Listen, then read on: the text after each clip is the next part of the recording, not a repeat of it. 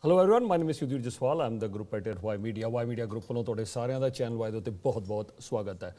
It's election night and Ymedia is covering election night on all the platforms. You're watching us live across Canada on Channel Y, Rogers 857, Bell 828, Telus 2418 and on Ignite 707. You're also watching us on Y+.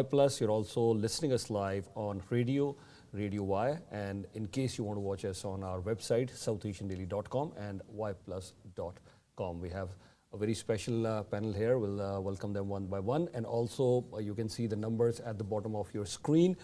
We are going to take you through the entire 343 ridings. ਸਾਰੀਆਂ ਹੀ 343 ridings ਦੀ ਲਗਾਤਾਰ update ਇੱਥੇ ਤੁਹਾਡੀ ਅਸੀਂ ਪੇਸ਼ ਜਿਹੜੀ ਆ ਉਹ ਕਰਨ ਜਾ ਰਹੇ ਹੈਗੇ ਆ, ਜਿਹਦੇ ਵਿੱਚ ਕਿ ਤੁਸੀਂ ਦੇਖੋਗੇ we'll be focusing not only across Canada, but we'll give you the numbers, what's happening starting from Atlantic Canada. That's the numbers we're getting right now, and then we'll start getting numbers for other provinces from Quebec to Ontario to BC to Saskatchewan to Alberta. We'll give you all the numbers, in-depth coverage, especially about GTA. The suburban ridings are very, very important.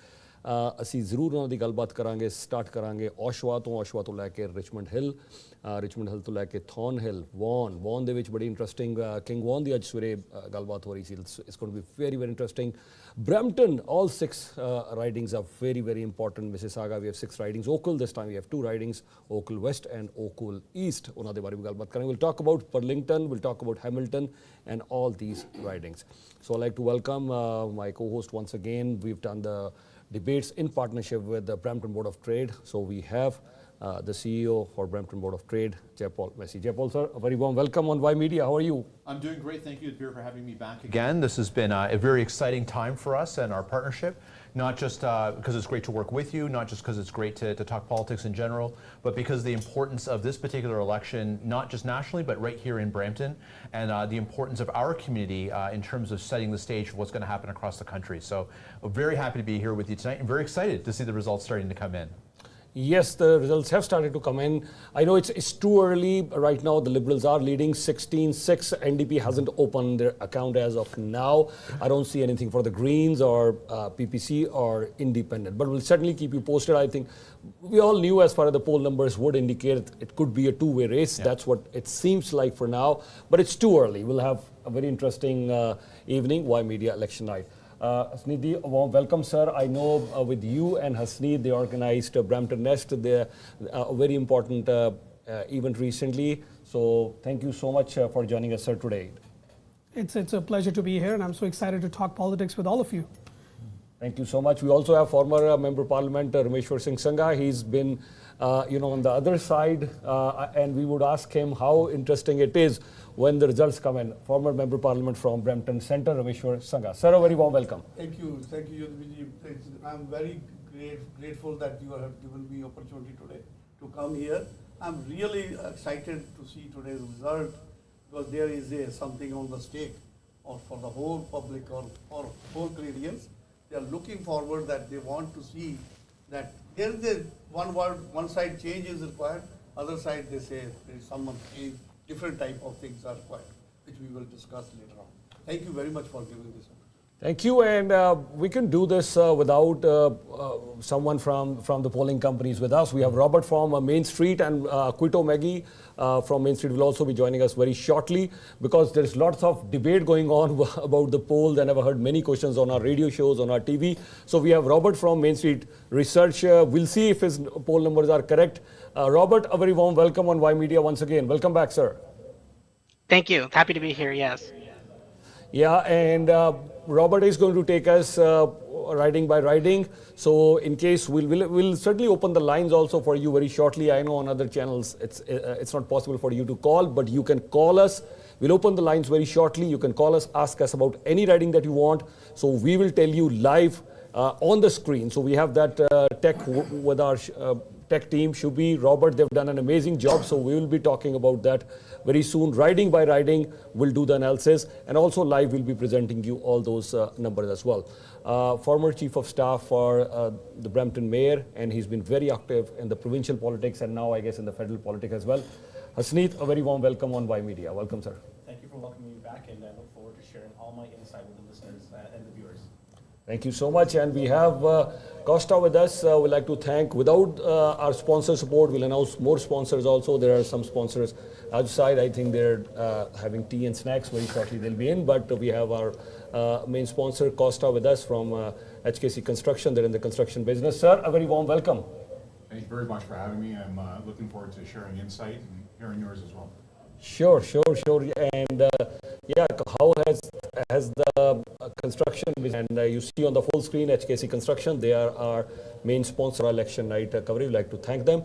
Also, one of our another sponsors, he's in the mortgage business as well, and we'll see how the real estate, mortgage, or the financial industry is being impacted. We will have Mr. Pankaj Munga. He's also from the finance industry. He's been covering with us US election, Canadian election, federal, provincial, many times, and even India elections for that matter. So he'll also be joining us. But here we'd like to welcome Kamal Bhatia ji. Kamal ji, a very warm welcome on Ymedia, sir.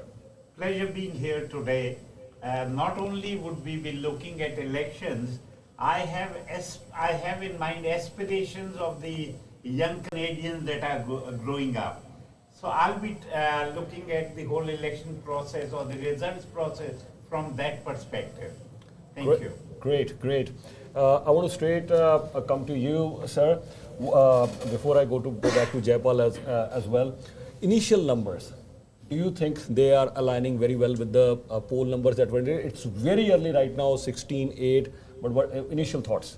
I think the initial thoughts are actually competitive. So if you look at Atlantic Canada, where we have the results come in, they are traditionally Liberal strongholds. So the fact that we are seeing some movement and the fact that we currently see nationally Conservatives ahead in the overall voter percentage, that's pretty interesting to me. So if you look at all the polls, they talked about Conservatives 3 to 4% behind.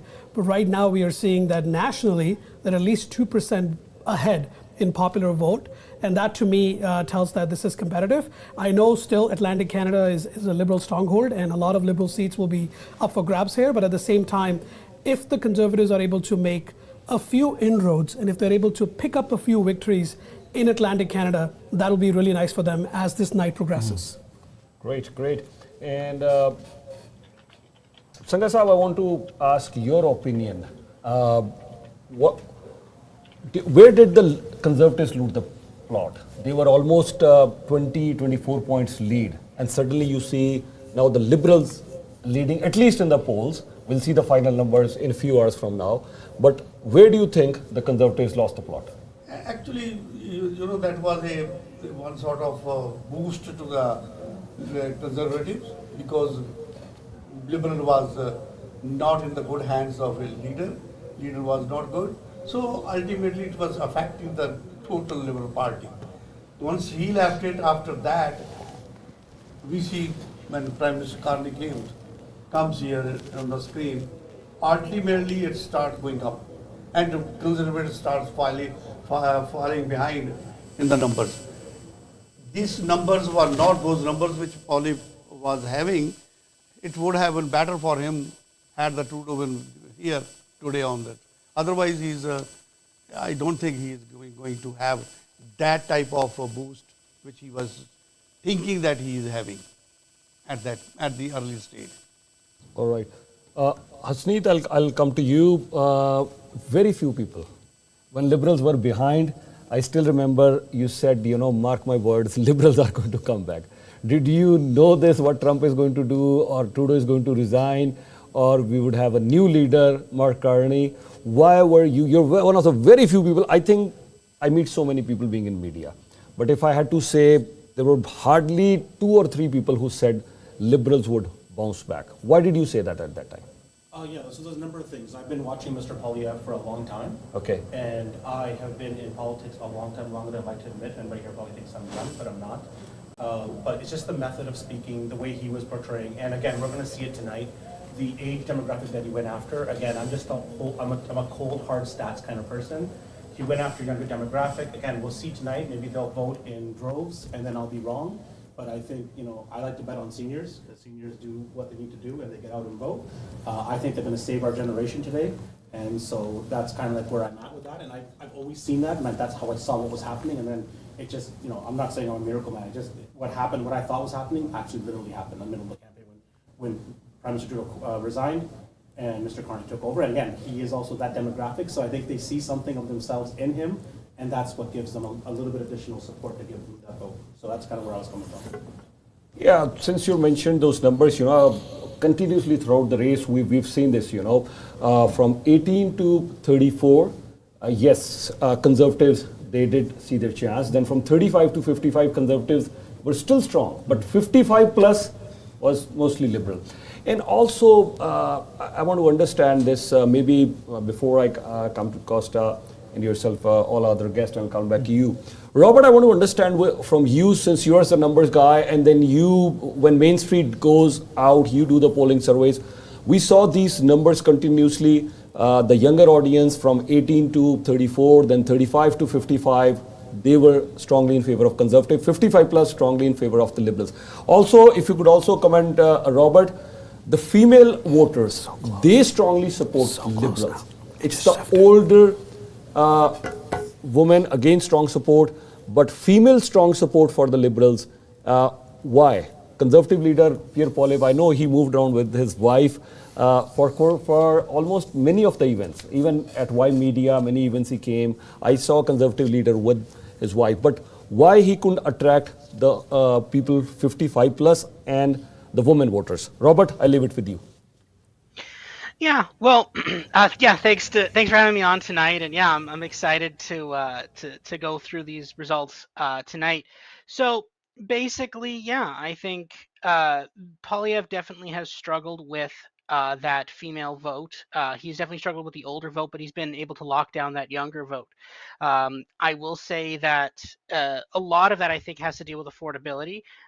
Generally, older voters have seen their house prices skyrocket in recent years, double in some cases, whereas younger voters have seen their ability to buy a house be cut in half functionally, right?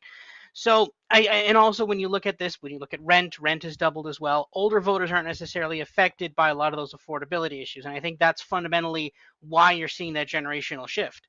That being said, for older voters who don't have to worry about rent, who have their own paid off house, they're not really as concerned about those things. They're able to say, okay, the most important issue in this election is Donald Trump, is Canada's relationship with the U.S. And I think that finally is why we're seeing that different age split. I'd say younger voters are a lot more angry, and they want to vote on that anger. And I think that's why you're generally seeing a lot more of those younger voters voting conservative. But those the younger voters are conservative, but the older voters who are much more comfortable and things have actually gone relatively well for them. Once you've gotten rid of Trudeau, which was the subject of a lot of their anger in terms of the carbon tax and some affordability measures, now they say, oh, Mark Carney is the person to fix all those problems. Costa, I want to come to you. You're in the construction business. There is a lot of discussion about tariffs, so many other things. The real estate has not been doing well. I want to understand what the business community is talking during the elections, and has anything impacted your business in construction as well?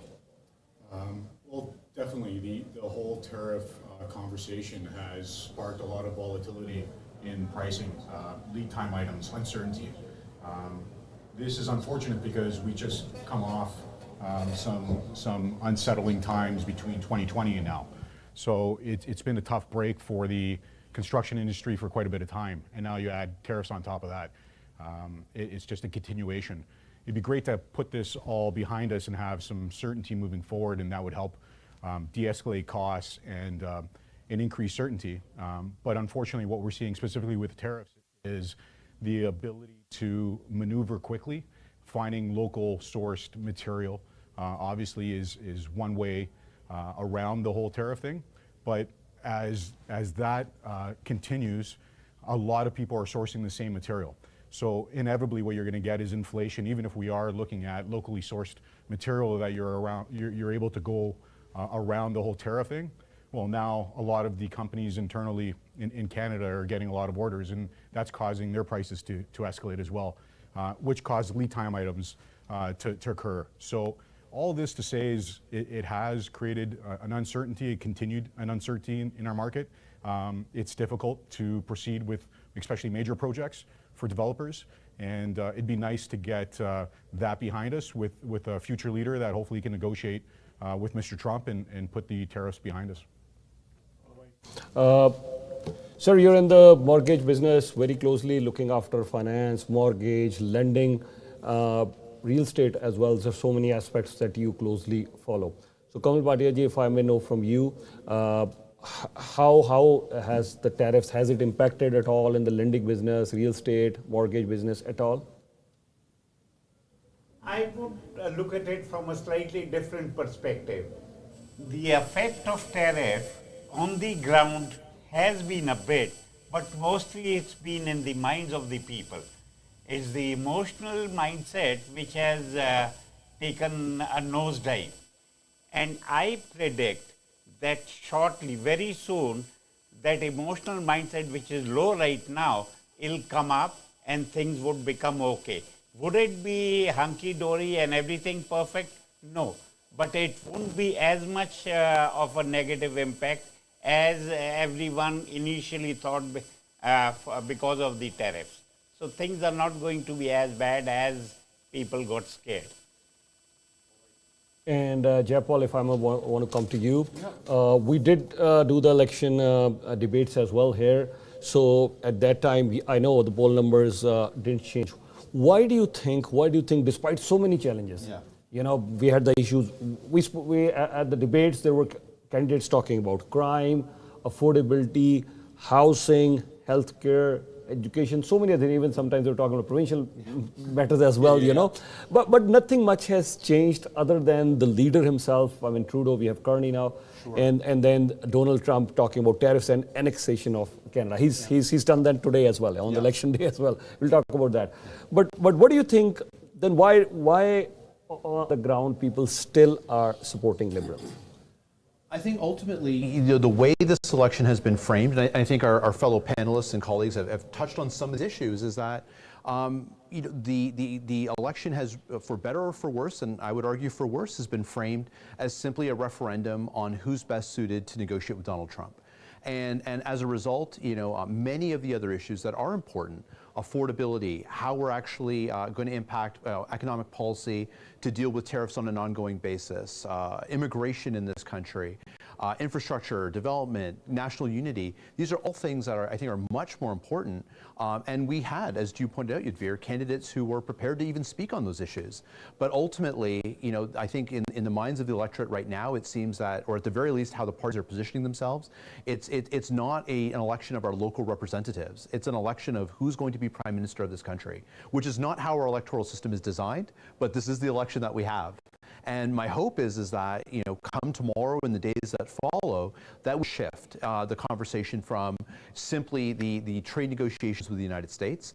I do believe, regardless of who wins, we'll start to see pro on that front, because I think some of the insecurity, some of the challenge that we're seeing right now, I think you stated it very well. It's as much in the mindset of those of us who are in industry, and as much in the mindset of those of us who are investors as it is in reality.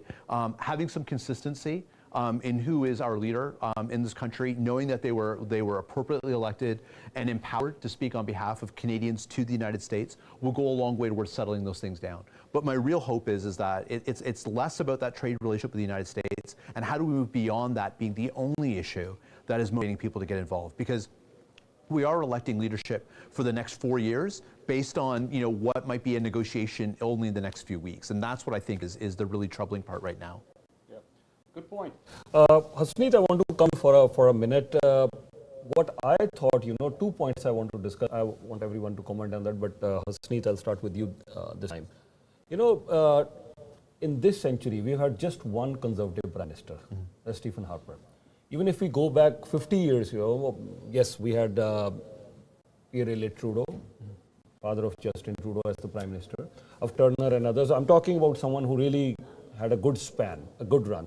So then you had Brian Mulroney, then you had from 1993, you know, Jean Chrétien, and then from 2000, a short span, 3 years, you had Paul Martin, again a liberal, Jean Chrétien a liberal, then you had only, you know, Brian Mulroney as a conservative, then Pierre Trudeau, again a liberal. And in this century, just one conservative Minister from 2006 till 2015. So, but then again, you had 10 years of Justin Trudeau. So even if you look back 100 years or 150 years, I think Liberals, 2 out of 3, I see Liberals ruling, if you look at the history. So that is a point that, yes, Liberals seem to be the natural governing party. This is point number 1. Second, I want to make that, I was trying to see how did the Conservatives get into the power and what they have to do, what they had to do. Even before getting elected as a prime, I met Stephen Harper many times and I was following it. Prime Minister also interviewed him, but even before he got elected, I was watching that, yes, he was getting into the communities, different communities, Italian community, Portuguese community, the Greek community, the Persian community in Richmond Hill and other areas, the South Asian community here. He would go, and Stephen Harper was building connections. He was, our biggest terrorist attack, 1985, Stephen Harper announced that yes, I will get an inquiry done, and I know he built a memorial there as well. He also had Jason Kenney. He was building connections across the communities. GTA has, if you look at the seats in GTA has more seats than many of the provinces, including Alberta as well, Alberta and BC. So this is the amount of seats GTA has. This time, I think the Conservatives, they didn't have anybody really to lead or build those connections. Yes, we had few candidates here, but 4 or 5 MPs right across GTA, I don't think so they were able to build that sort of connection. Pierre Poilievre himself built the connection, but Stephen Harper had his deputies as well, working very, very hard. With due respect, I'm saying Paramgil, of course, he facing his challenge. But even when he lost the elections, Paramgil, at that time, in 2006 and 2008, he was working very hard. For 2011, he was very active. He wasn't the MP until 2000. This time, he was brought from the provincials, but was he really able to build those connections, as the Liberals were? So I think these 2 factors that these are important. What do you say, Hasneet? That's the first, thank you. That's a long thing. First, let's start with the first one, natural governing party. I don't think there is any natural governing party in Canada. I just think, look, this election is kind of interesting, and I wanted to sort of talk about 2 things that I missed the last time I actually raised, and it'll help me answer the question that you gave, is the NDP vote loss because of Mr. Trump with his tariffs, which a few of my colleagues have already mentioned, is that the scare of Donald Trump with the threats he is making is causing what we call, I don't know if the listeners have heard this, a national election. There have been very few national elections of our lifetime. This is probably the second one that I've witnessed in my lifetime. I am 43, just turned 43 a couple days ago. So it's when something is so big and such an issue that bores over the election, doesn't matter short term or long term, it's dominating voters' minds. And it's really dominating seniors' minds. And it's dominating everybody, but it's dominating them more because they're right now, their pensions, their savings, everything's at stake. The stock market has crumbled to a point of like unheard of levels. We've never seen this happen before. And it's all because of an administration that's gone in a situation that we can't understand. So I would say that the strategy, like, look, Stephen Harper was a great prime minister. The way they, from a political standpoint, and with Jason Kenney and what they did with the strategy with regards to ethnic communities, it was brilliant back in that time. It was an amazing strategy. They worked it quite well. I would say the thing with this, again, look, we're still counting the votes and ballots, and I'm not going to cast aspersions and stab people right now. But look, there's been a lot of debate. We've all seen the backing. You guys held debates, and candidates were moved from seats from different cities to other cities. It's almost things that I've never seen before, and so it's just very, very interesting what's happening. I think we're going to watch as the night goes on. We will see many things happen. We'll comment here. But again, I just think there is a different approach. And then my friend Hardy will talk about digital strategy. It's been a massive impact on this campaign. And it's played out the 2 years before of what they did to the NDP and Mr. Singh and the Bloc, and how it's being used right now in the campaign. These are such big issues, and I hope they'll cross them. But yeah, those are my responses back to you about the thing that you raised. Sure, I think Jayapal want to go ahead and then we'll do it. For sure, and so first off, that was super impressive. You rhyming off that list of prime ministers. That was really well done. And I think what's worth noting, however, in that is you presented it as a continuity of leadership and party, but it's worth reminding that those conservative candidates were not all from the same conservative party. That Conservative Party has gone through trials and tribulations over the years, post-Mulroney, and then again post-Harper, where the party suffered significant defeats at the polls, to the point in some cases losing party status. And I think that's an important part of the story and answering the question that you're asking here about why the Liberal Party has continued and what is shaping this election. And that is each time that the Conservative Party has gone through these significant defeats, they've rebuilt that party, but they've rebuilt that party through very specific demographics that they've brought back in. And they've not rebuilt coalitions that are broad across the country. They've tapped into very specific pockets of conservatism within this country, whether that be for Western exceptionalism, for those who are a youth vote and a disenfranchised vote, but that conservative drawing from a base of individuals who are dissatisfied with Canada. And I think, you know, when that aligns with an issue around hatred toward Justin Trudeau and the government, it was a base that was very activated and had the capacity to really gain a lot of popularity.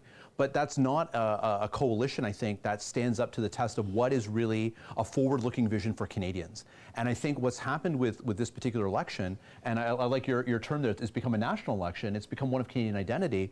I don't think that coalition that this Conservative government has put together may be up to that test. And so when you ask why does the Liberal government continue to be successful, it's because I think they've done a better job of building broad coalition. And that's not just within ethnic communities in the way that Haz described, although that's 100% true. It's among individuals across different spectrums of society, whether it be age, sexuality, other belief systems that have allowed people to find a home in this party in a way that I think the Conservatives have struggled with a little bit. And I think what's happening right now is they're really testing, and that's the thing that's on referendum right now.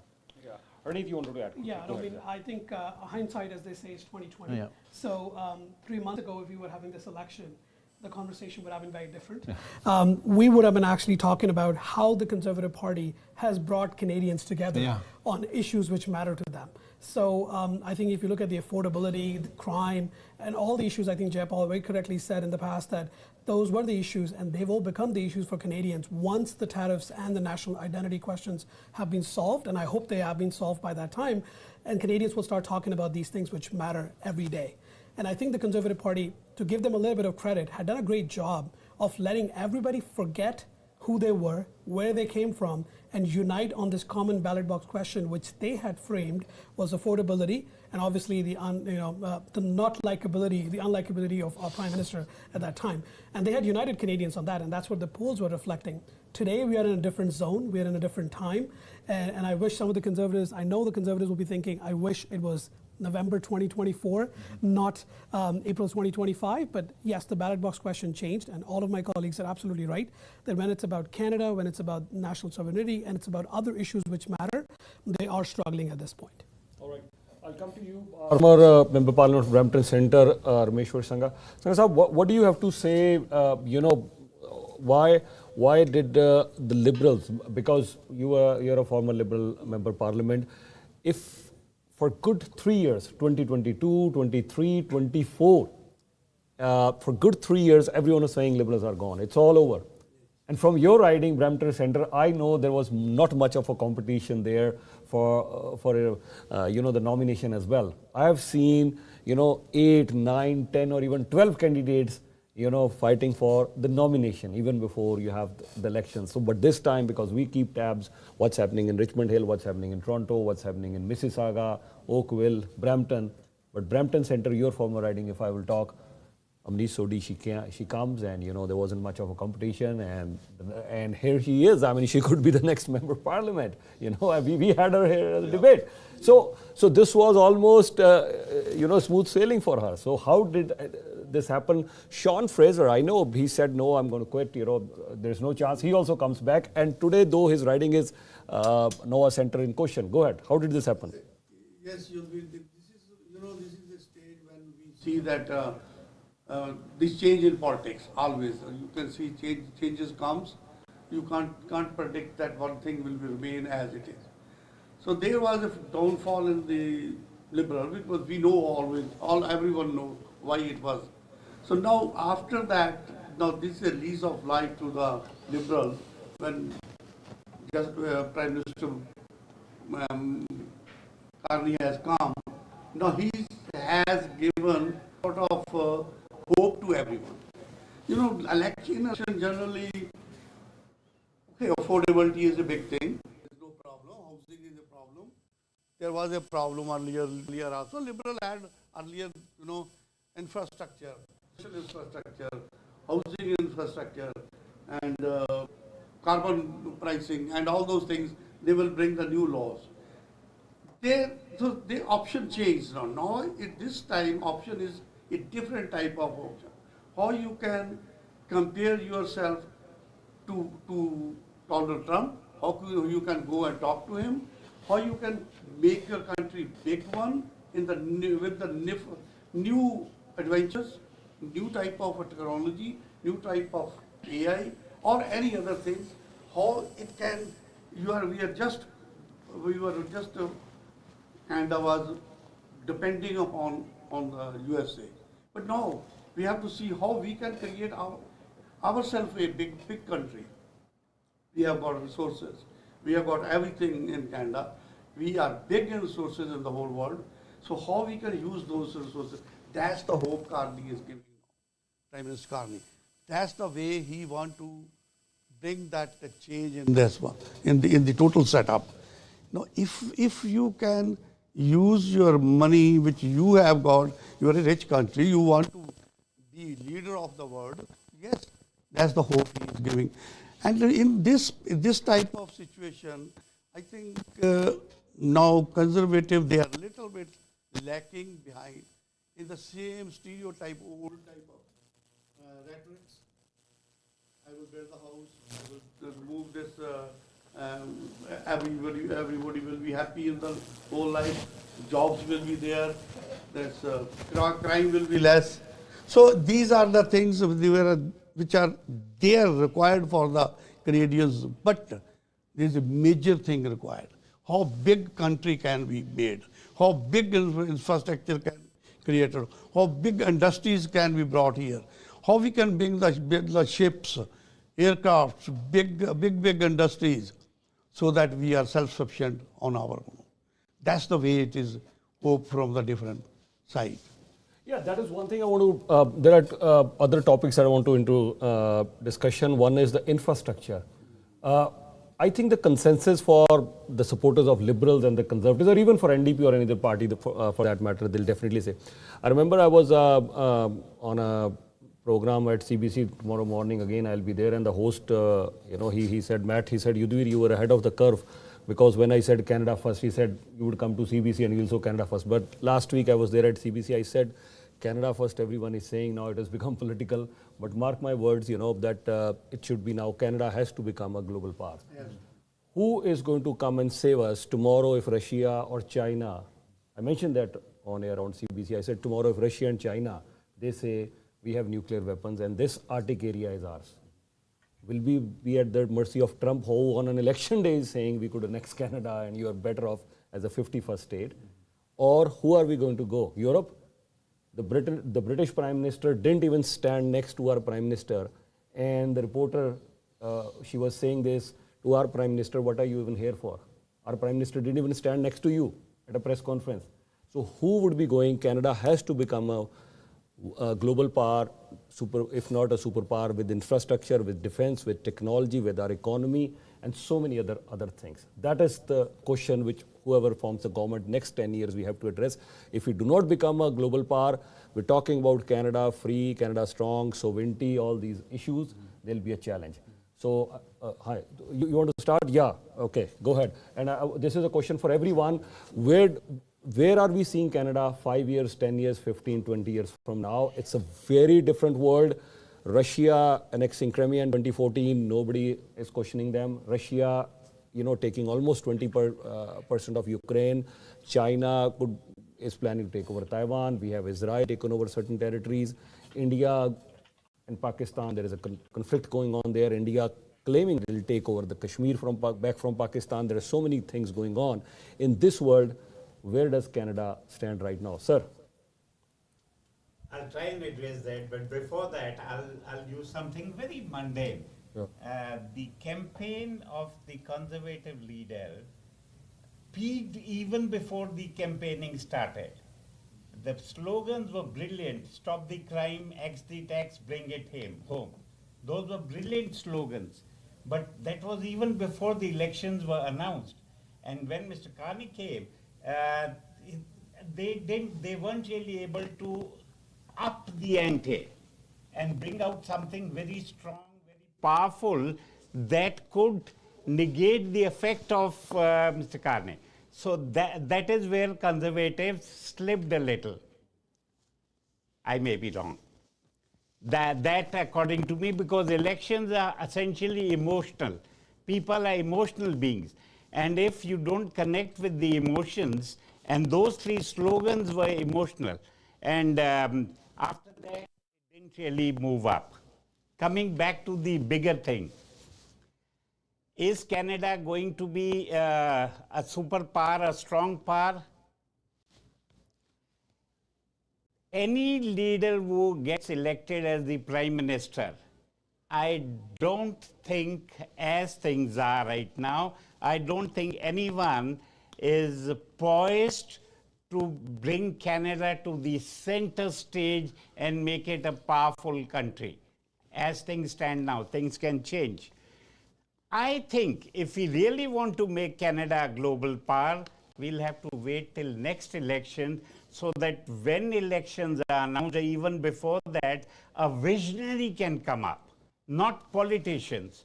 Right now, unfortunately, it's bureaucrats, politicians and bureaucrats. Let there be a visionary who starts working and starts building even before, immediately after a new government is formed. Maybe somebody will emerge out of from the existing government. Whichever party, it doesn't matter. But I'm talking about making Canada a global power. There is no way right now. I don't see it. And my knowledge is limited. I'm sure you're wiser than me, Kamal, and I generally agree with your point of view. I will say this is let's not discount the bureaucracy. Let's not discount because what I do believe is you're right. It will take, it's a generational effort to enact these changes, and it takes real vision, it takes real time.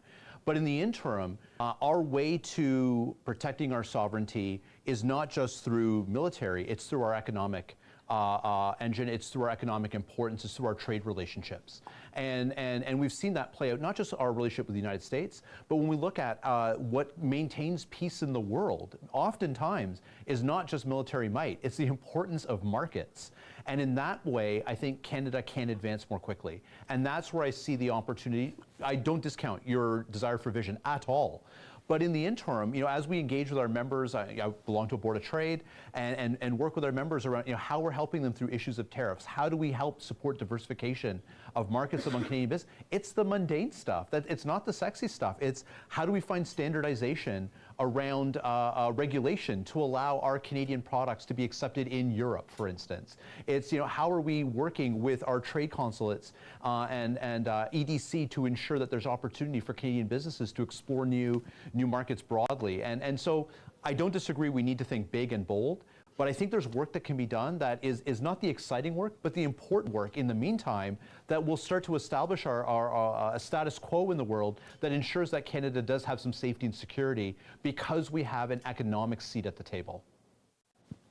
I would agree with you totally, but it's your turn. Sorry. I'm actually going to borrow what you said, and my colleague Hasneet previously talked about this being a national election. Regardless of the outcome today, I think we can all agree, we know this is a historic election. And we know the election, whoever wins, this is not going to be a walk in the park for that Prime Minister. So they cannot, in my opinion, afford to not think big. This is not the time.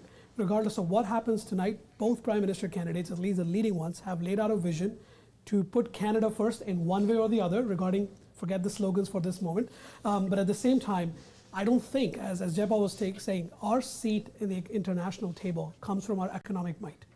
And we cannot afford a Prime Minister, literally, who does not think big. So I think to credit both the candidates at this point, they will have to borrow each other's policies. They will have to look at the other camp and realize that, can we really have a strong Canada, as Ymedia was talking about, without a good energy policy? I don't think so.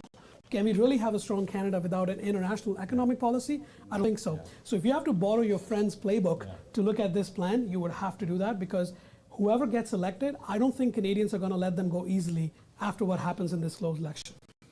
What actually, yeah, very good points from all of you. What actually can be done, because we've been listening. You're talking about energy. From the last 25 years, I've been listening all these things that yes, we need to build energy pipelines. We can be a source of energy for China, India, Japan. I've been listening this for last 25 years. Okay, interprovincial trade. We need to do this. We need to diversify our portfolio. All these things we've been listening. When was the last time a highway was built? 1996. We didn't build a highway in this century. Suddenly we got, okay, here we are hosting the Soccer World Cup, and then FIFA says you don't have a stadium. 40,000 is the minimum requirement. Canada, you don't have a stadium. This nation doesn't even know when was the last time we held Summer Olympics, 1976 Montreal. It has become a museum now. China can hold a Soccer World Cup and Olympics, in a month from now.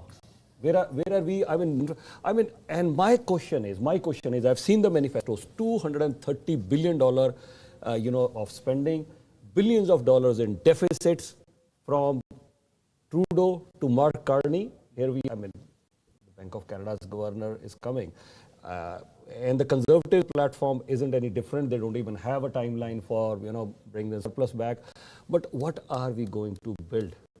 Any massive investment in healthcare, education, any big universities, any hospitals, any new highways?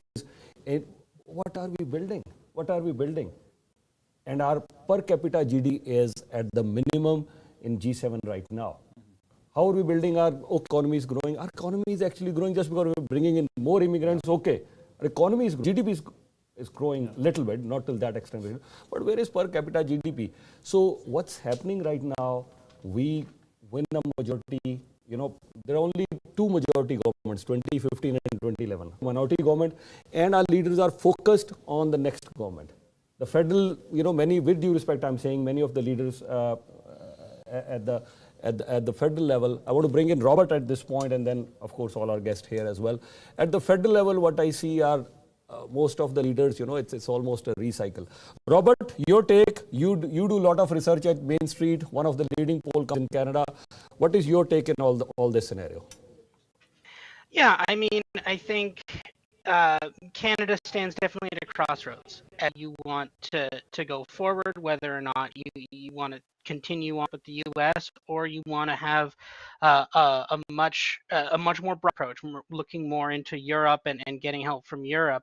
I think it's going to be an important decision that's going to be made from the winner of this election. I think Mark Carney has intimated that he wants to do the European route on that, and I think Pierre Poilievre has gone the more kind of alone, right? We have our own resources. We don't need to go anywhere on that. I think that's kind of his approach, and I think we're gonna have to see. I think at this point, looking at the results a little bit, it's a bit early. But I will say we are starting to see some solid results, and it's looking like I think we're going to see a Prime Minister, Mark Carney, tomorrow. I'm just not quite sure if it's going to be a majority or a minority at this point. And Costa, I want to come to you. You are in the construction business. We're talking about building infrastructure, construction here. What do you have to say on this? Well, it's interesting, because over the course of the last few months, the platforms have kind of merged together. And I believe that in itself is a silver lining, a positive. I think both now, where the Conservatives started the discussion of spending more on certain things and cutting back some red tape and timelines on permit process and approvals, I think now the Liberals have opened up their eyes and have piggy-banked on some of the things that make sense. So if anything, whoever gets elected, I think this whole process has helped push us to a greater level.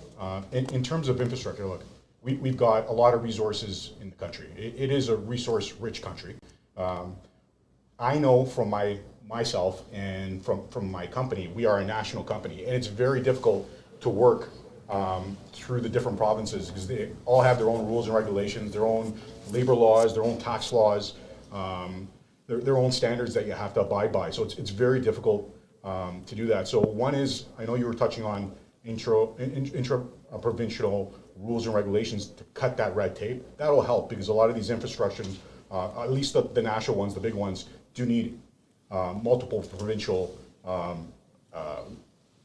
partnerships.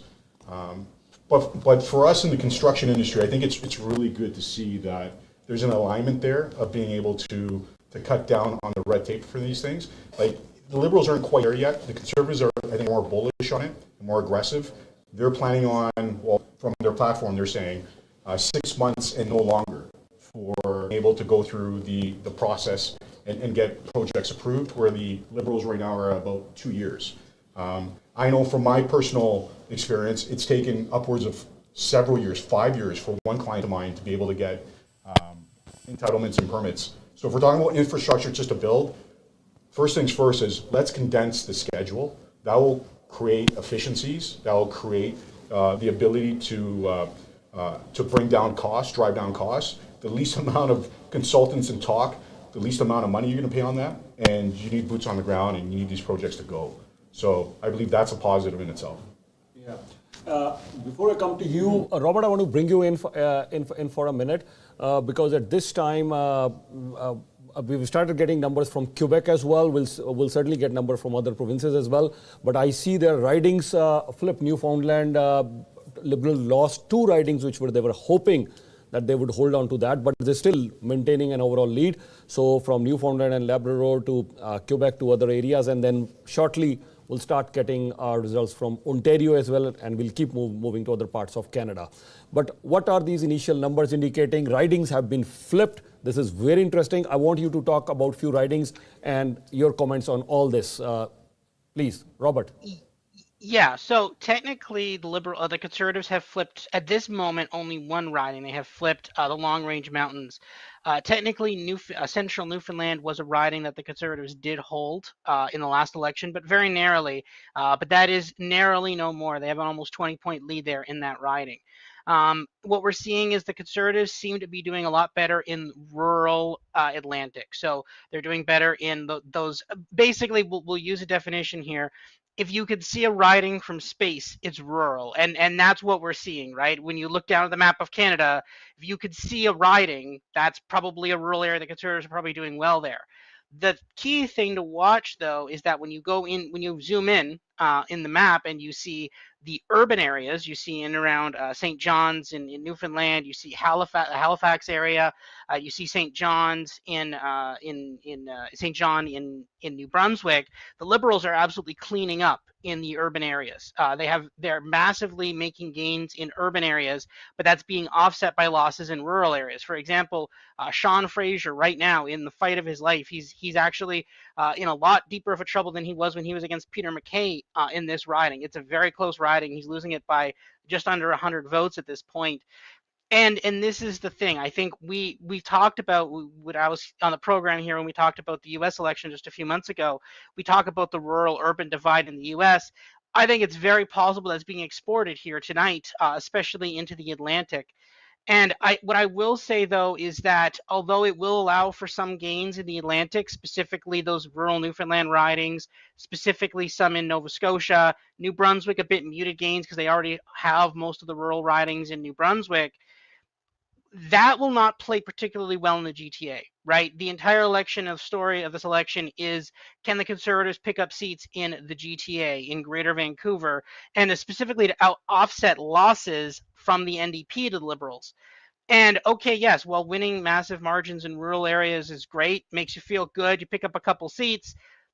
This is not the coalition that's going to win seats in Mississauga or in Brampton or in Toronto or in the York region. We'll have to wait and see if these trends carry on the rest of the country. But a couple of years ago, when the Atlantic was still trending towards the Conservatives, the Liberals were still holding on in the urban areas, and that did carry on through the rest of the country. So what we're seeing right now is anything urban or suburban is very strong for the Liberals. The Liberals are definitely bleeding in the rurals, but there's only a couple areas of the country that this affects them. This is one of them. Like when you get to Ontario, there's no rural seats in Ontario that they can lose. There's no big seats that you could see from space in Ontario that the Liberals could lose. Not really. There's a couple in the north, but the vast majority of seats they're going to decide who wins the election, at least on the seat count, those are very small suburban ridings in and around Toronto. And from the looks of it tonight, the Liberals seem to be doing strong in those.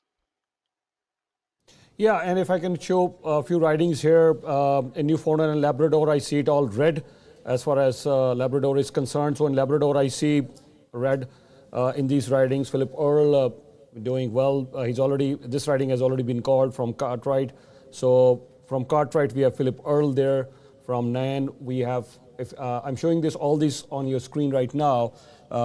We have Philip Earle here winning. Then we have another riding, which is again red.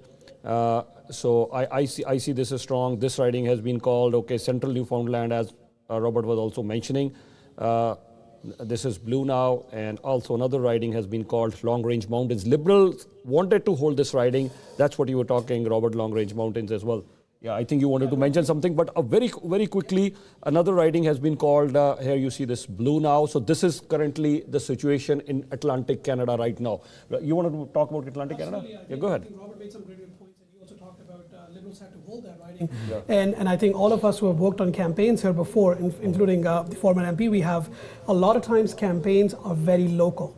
Yes, this is a national election, but what's happening at the local ground level matters a lot. To Robert's point about Avalon, and that's one of the ridings, Jadwiji, I'm watching very closely, because that riding had a sitting MP and a minister, Goody Hutchings, for a long time.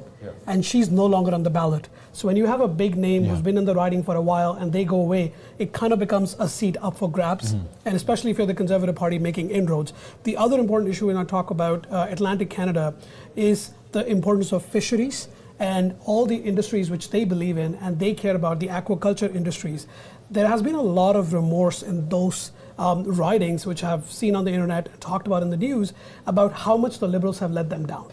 So at the end of the day, this is an opportunity for their voters to say, you did not care about my livelihood, and now I'm going to go come up and vote differently. So some of the surprise picks we see could basically be, end of the day, the local ground game, and how much of the local issues the headquarters have forgotten and they've not paid attention to. So yes, the urban centers in Atlantic Canada will still vote overwhelmingly Liberal, but if we see the Conservative Party and any other party today make some inroads into those Liberal strongholds, at the end of the day, it comes down to a ground game and what's the name on the ballot.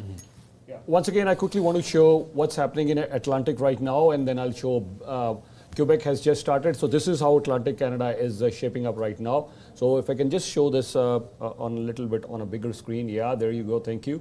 So that is what Atlantic Canada is shaping up for you right now. So we have some reds as well. We have some blues as well. And if I quickly move on to Quebec right now, Quebec has just started one of the ridings that you see here. The Blocs are leading in this one. So, but it's just a very early start in Quebec. We'll carry on showing you. So as we move further, we'll talk about that.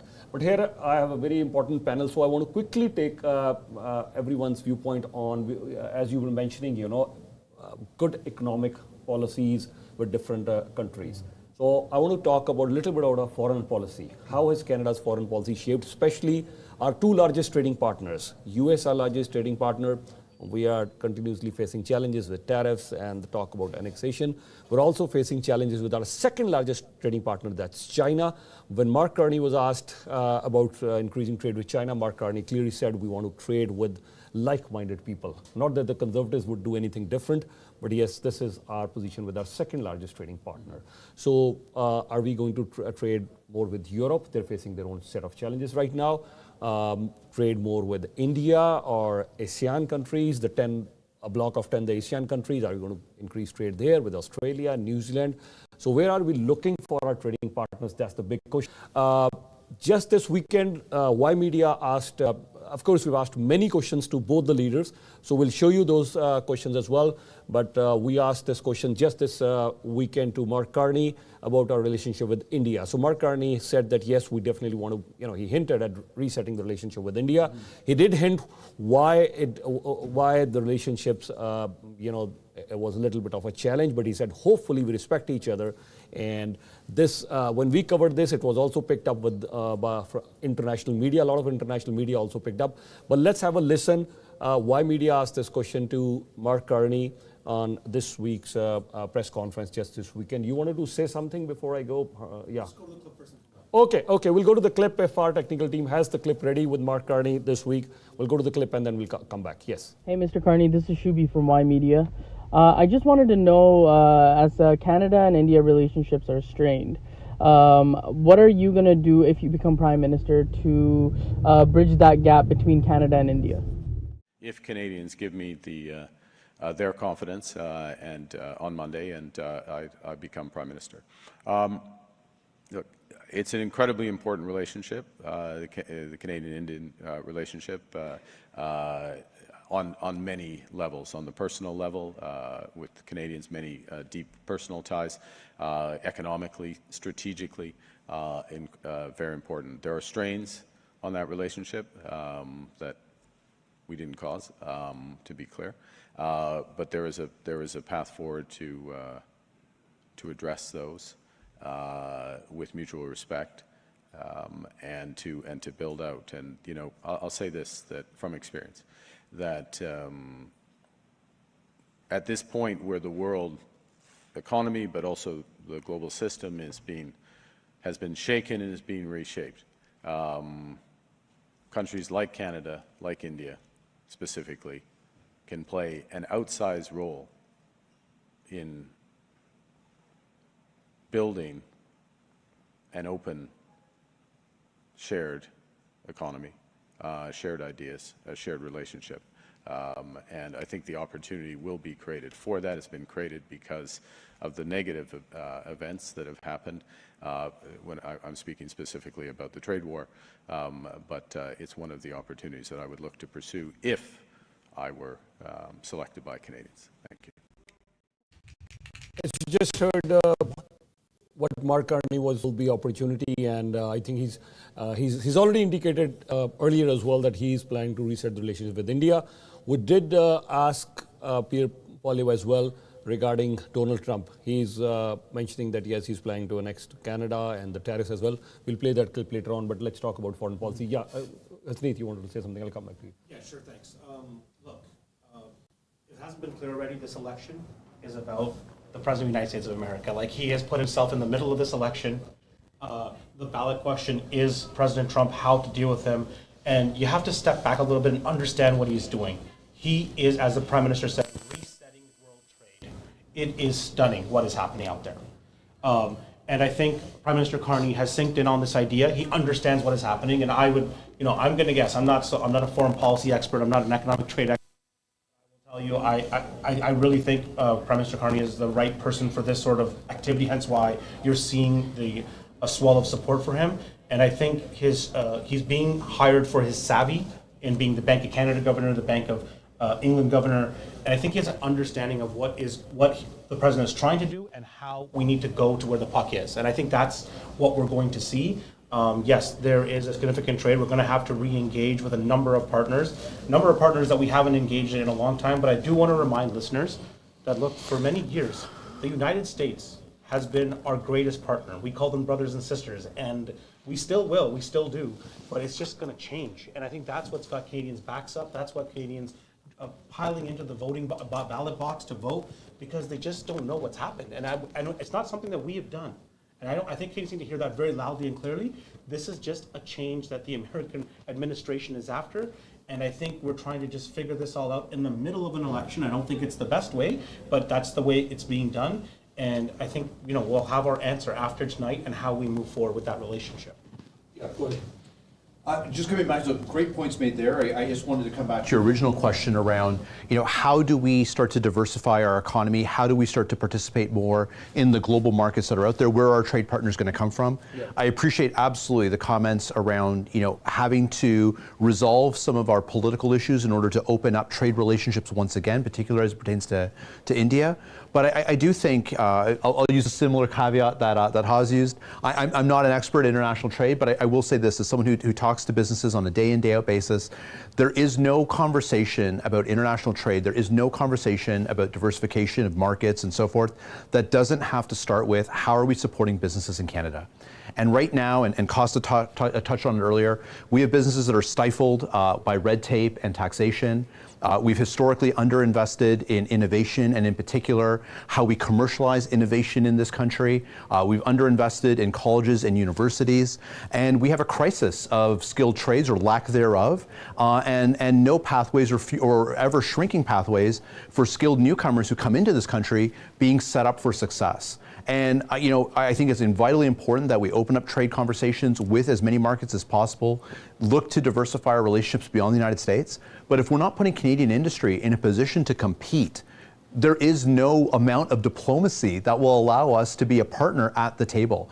And so in as much as these things are vitally important, it has to start with looking at red tape reduction, looking at where we're making our investments, particularly around the commercialization of innovation, and how are we putting our newcomers, setting up our newcomers to succeed by allowing them to work and support our Canadian businesses. Yeah, you're right. I think we've heard a lot of discussion on this one, as you just mentioned, regarding integrating our foreign trained professionals as well. And we'll keep it on foreign policy, but foreign trade professionals as well. Since you raised your point, I'll go to quickly our former MP, Rameshwar Singh Sangha. It was Joe Volpe at that time, and in Brampton he did a press conference, and I heard Joe Volpe, he was the minister at that time, and about 22, 23 years ago, and he said that we are going to integrate foreign trained professionals. And I thought, I was quite new into the journalism and quite naive as well. I thought maybe they're going to do it tomorrow. If they're announcing, they will do it.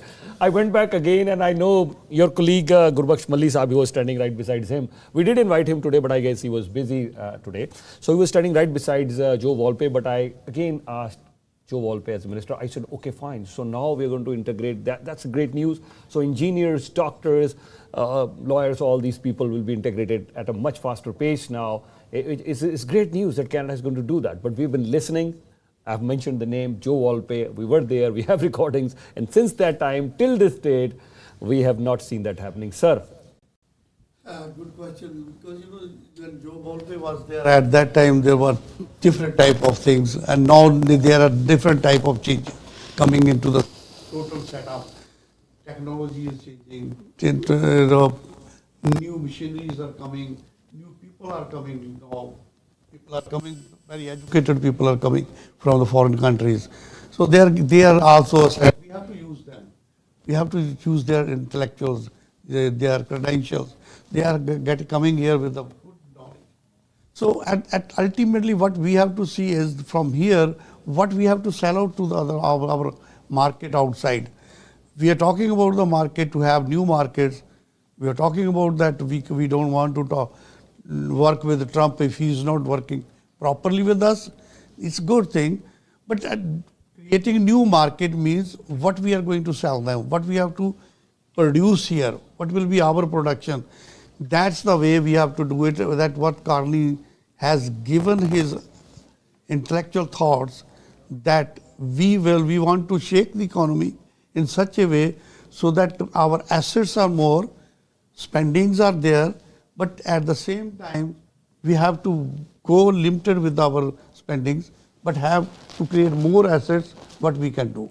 That's the only way when Canada is putting himself, his own full resources into the total big industries, create big industries, create the new markets where you can sell your things.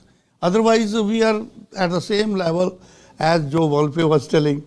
After that, Joe Volpe was the Minister of Education, and if you remember, for Immigration Minister. He was the Minister of Immigration. And the next Minister of Immigration, Judy Sgro, was also present there in the press conference. Judy Sgro was also many there. things that happened those times.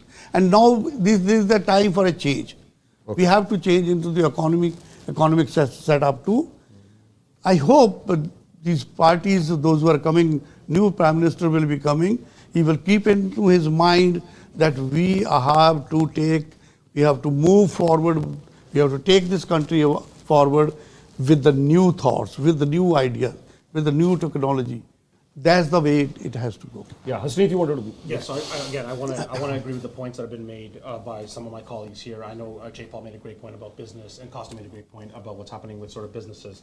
Look, I want to start firstly with interprovincial trade.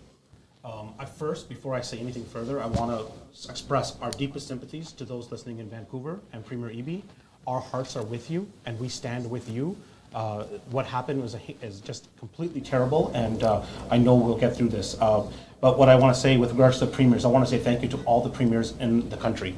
We are having a federal election, but we are in the situation that we are in, and we are standing strong. I know I sometimes it may seem tonight that we may sound like we're kind of teetering and we're kind of weak.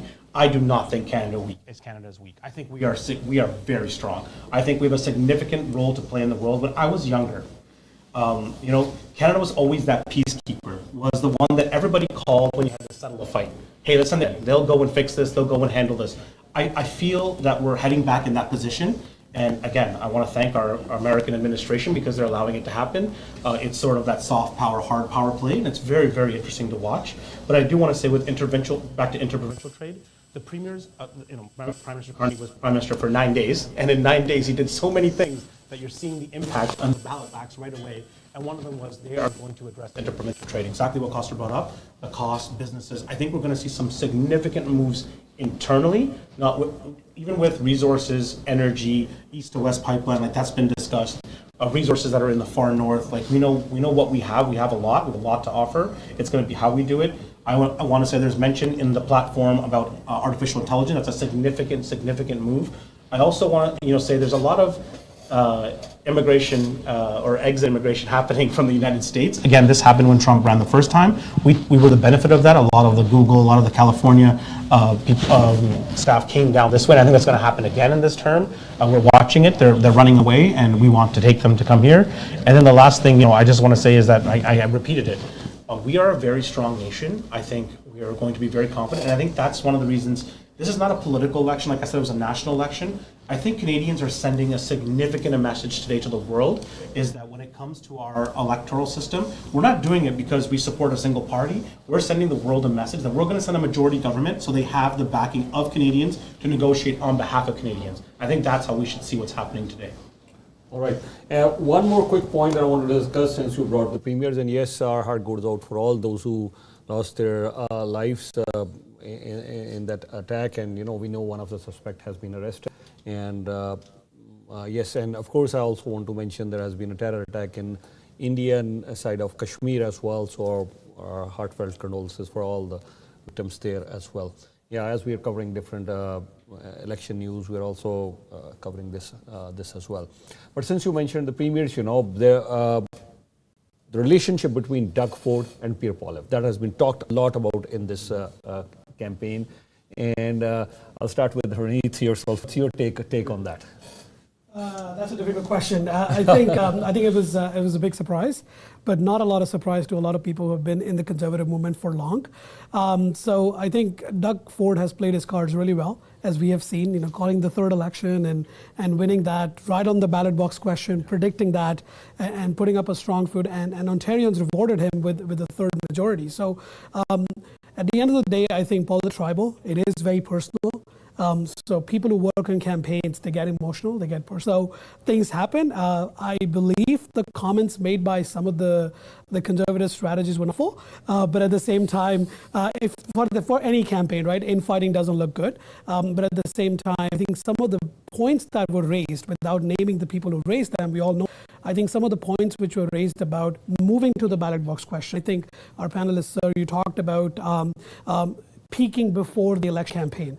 So the fact that you had these messages, even a kid on the street was talking about axe the tax, stop the crime, fix the budget.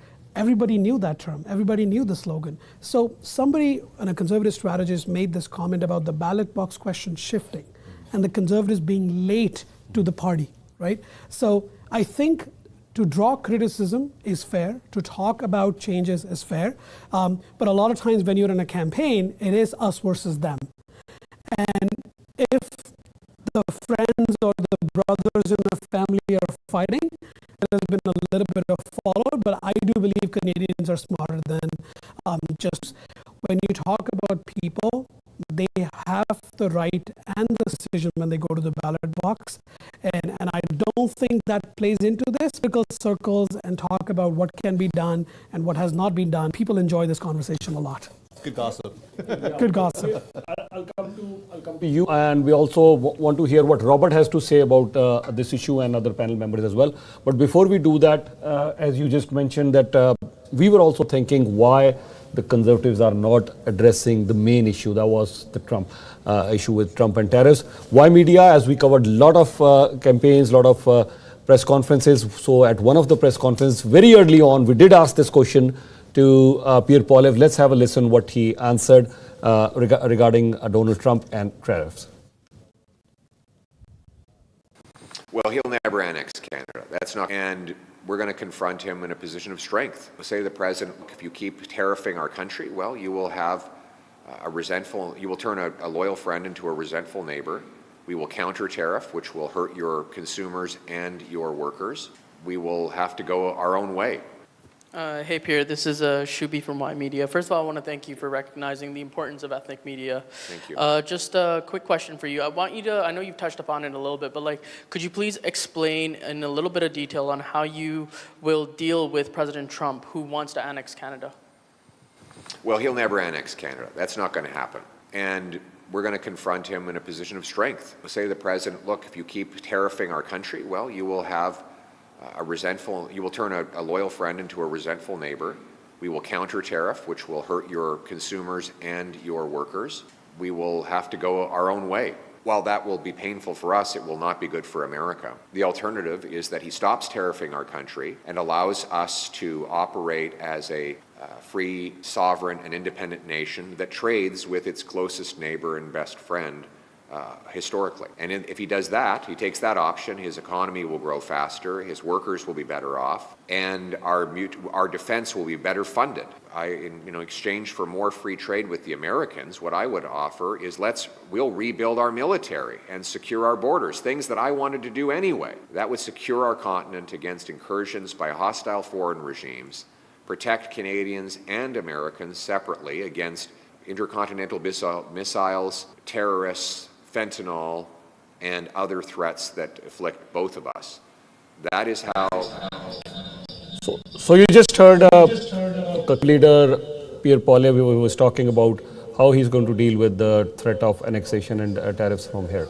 Yeah, Asneet, you wanted to make a comment, please. Yeah, I'm going to say a few things about this. And again, look, I have great respect for everybody in that campaign headquarters. It is not easy to run a campaign. I have run many. There are lots of criticism when you lose, and there are lots of cheering when you win, but there's so much that happens. This campaign's been so interesting, watching from behind the scenes. And I want to maybe, I know this is going to be a little bit in-depth for the viewers, but I want to take you back because some of these people are known to me. I want to mention the names, Nick Cavalis and Corey Tenek. So Corey Tenek and Nick Cavalis are Doug Ford's primary advisors. And, Corey early on in week one, and I don't think he did this out of malice. I think he clearly came out, he saw what was happening. Again, this ran an election with Premier Ford as the main issue as Doug Ford and tariffs. And I believe they've been trying from behind the scenes for so long to get the campaign to acknowledge it.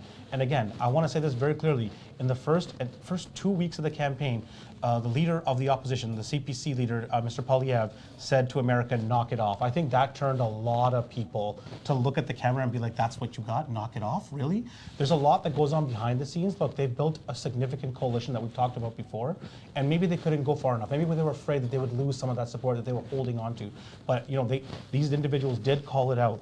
And then I also want to, on the other hand, I know we're kind of saying, oh, the Liberal Party of Canada is getting a lot of benefit here, but let's be clear. They lost their leader. They ran a leadership contest. They elected a leader, and then they pivoted right away after 9 days into an election call that we all thought, oh my goodness, this is going to be done in 5 minutes. And we're sitting here, the election's on its head, spinning, and we're looking at the screen, and things are happening, and it's just, honestly, we're living in unreal time. This is, like my colleague Ranit said, we are in a historic election. We will not forget this night for a long time. So, and if you're at home, look, you still got 20 minutes. Get out of your chair and go and vote, because you need to vote, because you're going to remember what you voted this election. So I just want to make that clear from ourselves here.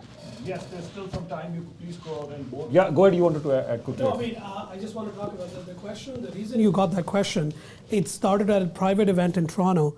And it's funny that I was actually physically present in that event.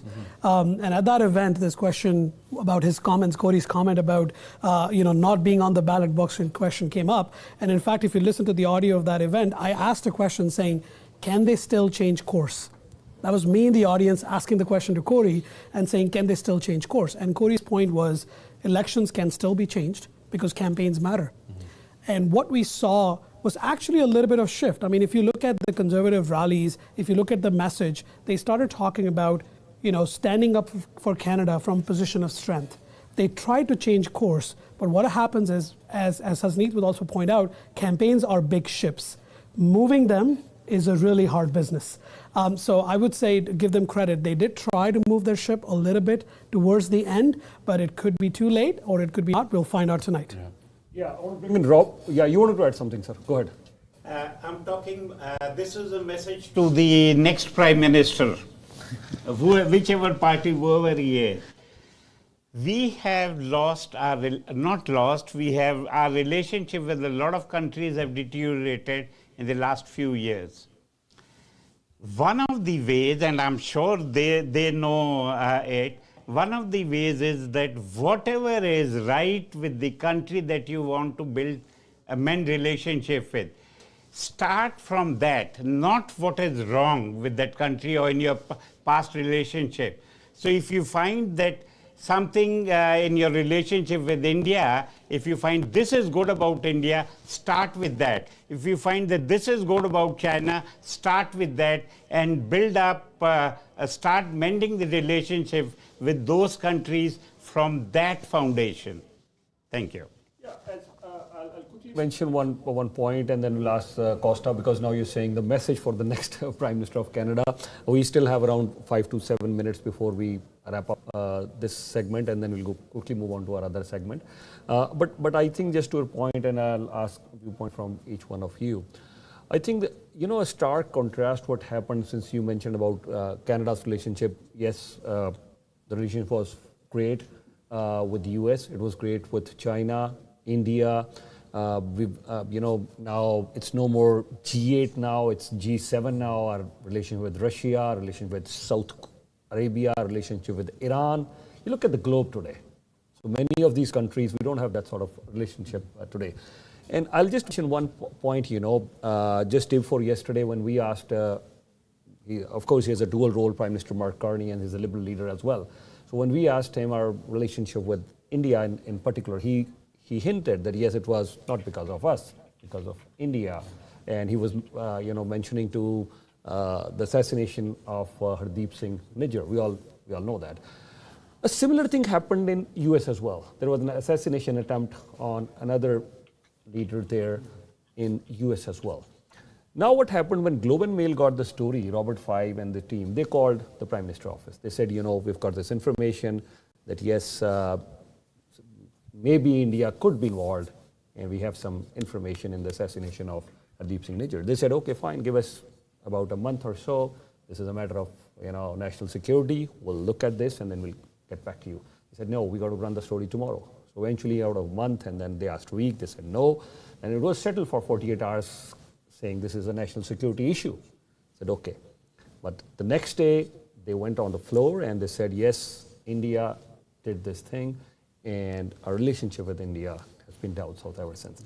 Similar thing happened with the US as well. Washington Post, they called the White House. They said, we have information, India could be involved in an assassination attempt there of the gentleman, we all know his name, we don't need to mention his name. So White House, they called India. They said Washington Post, and they said, okay, guys, go ahead, do the story. They called India, and they said Washington Post is coming up with the story. Now the relationship, what happened, Globe and Mail, they said, wow, you're talking about national security, and here you go on the floor, Prime Minister Justin Trudeau. Yesterday it was a national security issue, but now you're using this issue because they wanted to control the narrative, because there was a lot of questions regarding the Chinese interference. So they wanted to control this whole narrative about India, and the Globe and Mail, Robert Five and everyone got upset. Robert Five was on CTV, with Washi, and then he claimed that clearly. He said, I was surprised that they would go on the floor.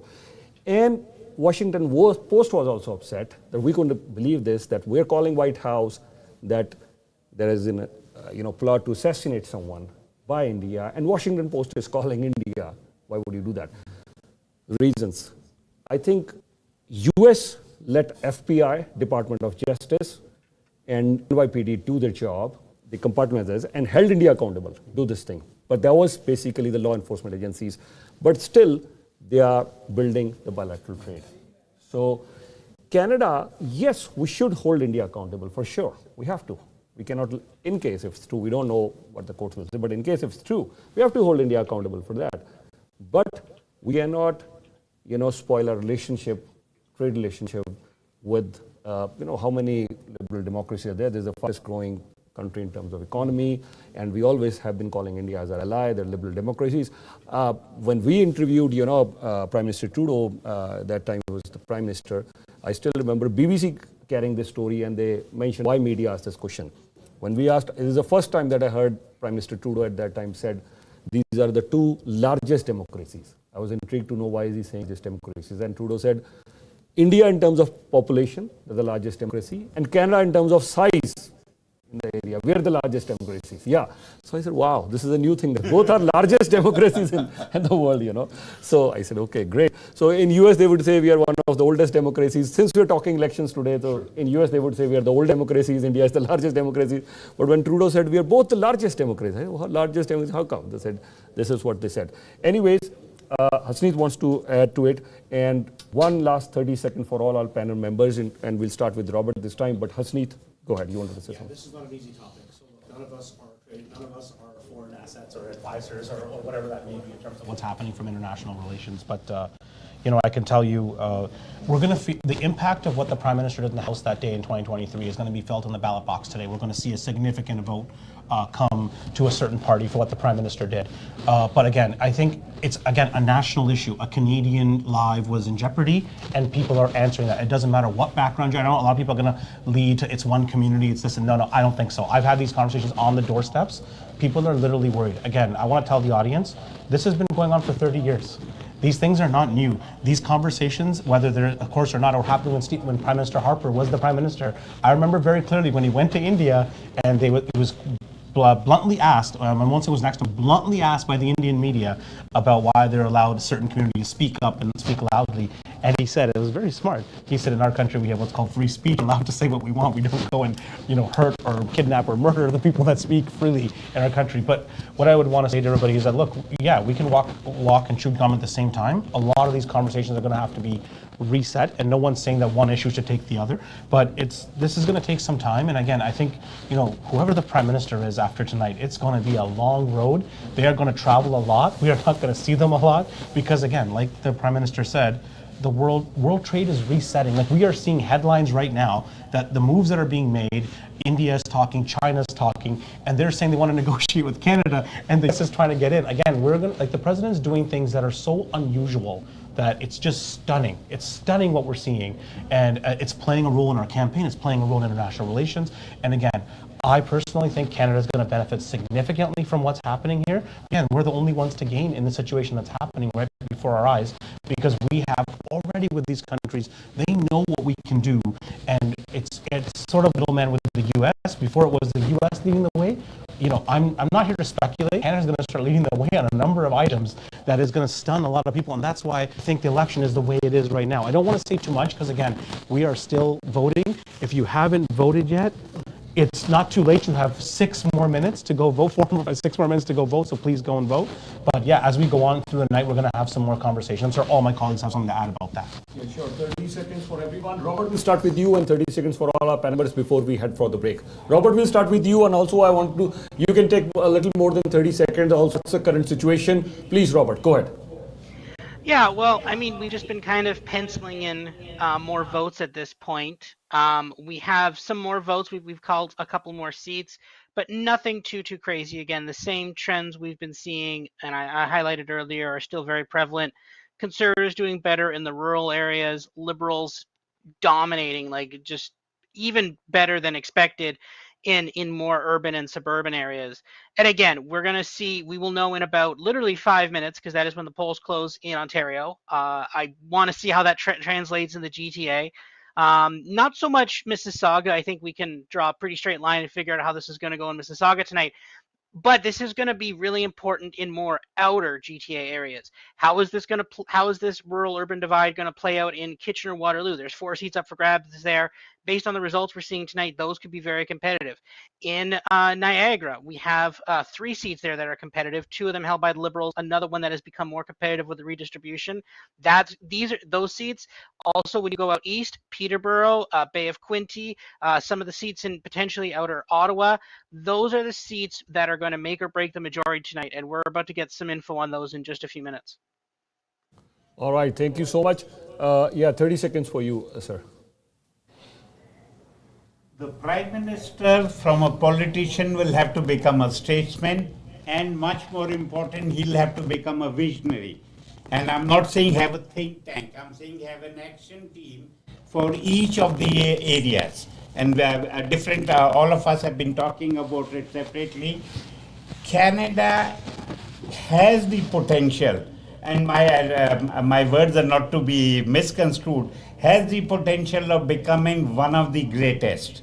I'm not saying it's not great now. It has the potential of becoming one of the greatest because of various historical and resources that we have. So let's go for it. And this again is the message for the next Prime Minister. Thank you. All right. Costa? First of all, thank you for having me on the panel. Great discussion. I learned a lot and listened to everybody's insight. I think this is a massive opportunity for whoever becomes a leader of the country. I think, as the panelists were mentioning, there's a reset on many levels, and internally, I've never seen this much nationalism in my 45 years of being a Canadian. What happened with Trump the last 100+ days has been phenomenal for us. I've never seen the unity that I've seen. I've never seen the pride of being Canadian and really kind of holding the Americans to an understanding that we're not going to be the 51st state. We're not going to be anything other than Canada, and that provides the ability of the leader to come in and have a rally behind him. And as long as they take advantage of that, I believe Canada has a massive opportunity because the reset economic trade and nationally, globally, is unprecedented. So somebody coming in right now can really move Canada further ahead on the map, and it's an exciting time. Hopefully they take hold of it. Yeah, and at this point, I'd like to thank you as well, HKC Construction, for sponsoring our election night. Thank you so much. And many of our sponsors, when we go for the break, you will meet them. We'd like to thank all our sponsors for election night. And last Monday, we said that it's all sold out because this has been our thing for last 25 years. We try, to keep few sponsors because election night is like, and even cricket coverage is like people want to have non-stop interaction. But HKC Construction, thank you so much, Costa, for sponsoring us. Thank you so much. We'll talk more about HKC Construction as we move further during our radio programs, in our print newspaper, on our TV shows as well. Hasneet, 30 seconds for you, sir. I'm going to continue to share my insight throughout the night. I'm very happy to be here. I want to thank HKC myself too, sitting right next to him, so I got the power that's coming on from him. But yeah, I just want to say, look, I agree with what most of my colleagues have said from here. We are, the sense of national pride I haven't felt since I was a kid. And it is a very interesting night. And look, we're going to get to Quebec and Ontario. I know you're looking for the screen numbers to change. We're going to get there. Don't worry. The 2 biggest players at the table are going to show up, and then we're going to really see where this election is going to go. And that'll give us a clear signal of whether we see who's going to form government and the type of government they're going to form. So just stay tuned. I know, our Atlantic brothers and sisters, they have voted. They are significant to us because they're going to affect trade as well. They're going to be a big player in the situation that's going to go forward. But the 2 biggest players are about to come to the batter's box and hit some home runs. So we're going to see what's going to go on. Sir. Thank you, sir. Trump, I'm thankful to the Trump that he has given us the opportunity to get up and show ourselves to be a big persons in the world. And I know that Canada will start improving himself now. And leaders, rather all the leaders have given their best efforts. They have done their best efforts to tell the people what they are going for. And those are the judges now who are voting there. They will decide and hope this decision will be very good decision. And I really enjoyed your company and enjoyed talking here and giving my own views. Thank you very much. next session as well. We'll be doing that very shortly after a very short break. But one quick question for you, sir.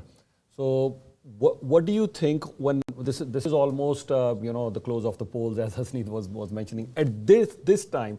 How do the candidates feel? Because you've been through this. How do the candidates feel? Are there some anxious moment at this time? Exactly. Yeah.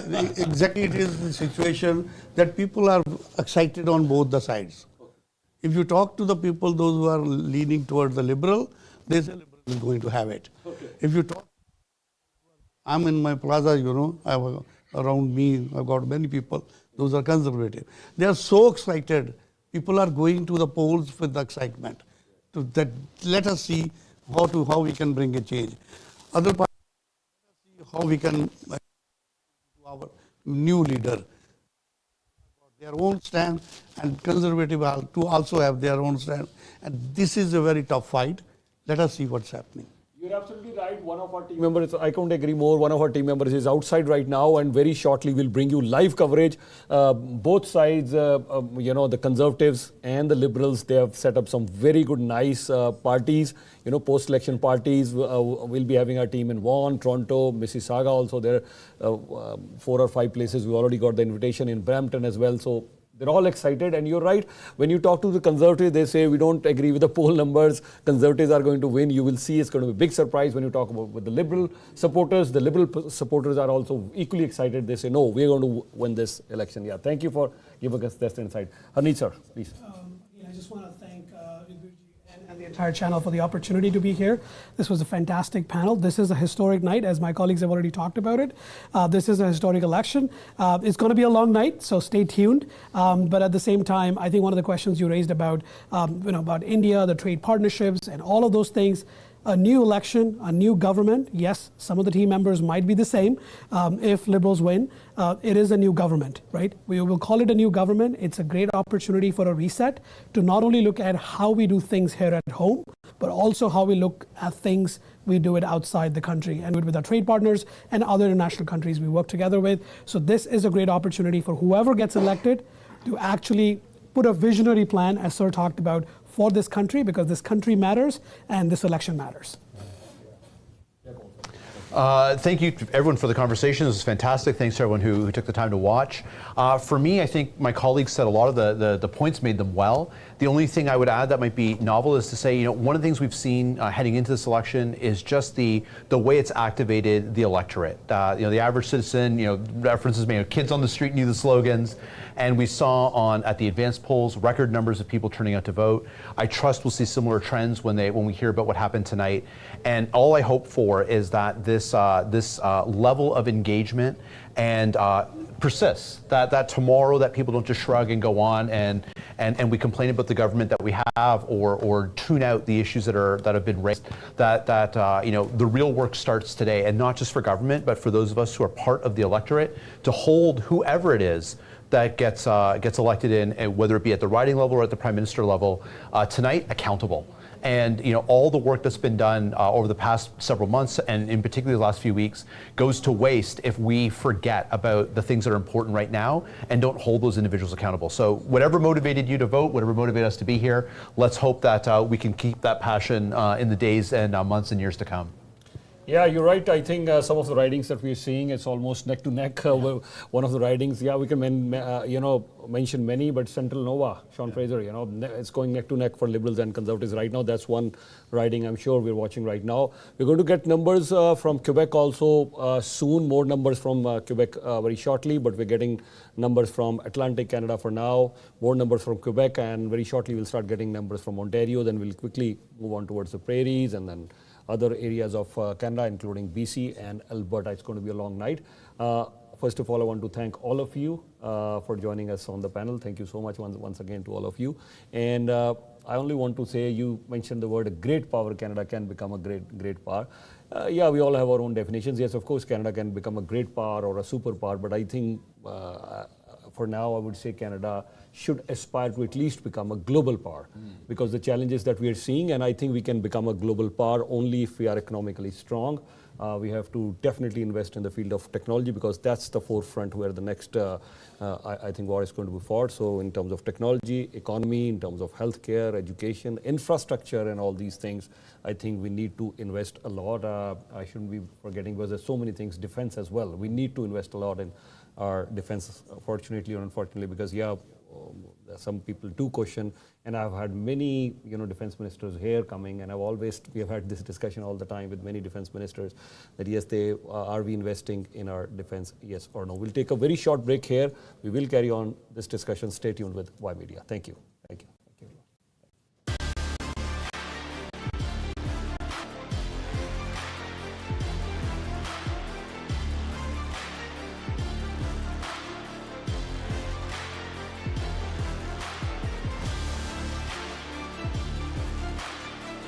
Ymedia Group presents biggest ground coverage, federal election in Canada. Debates, tough questions, ground coverage, Toronto.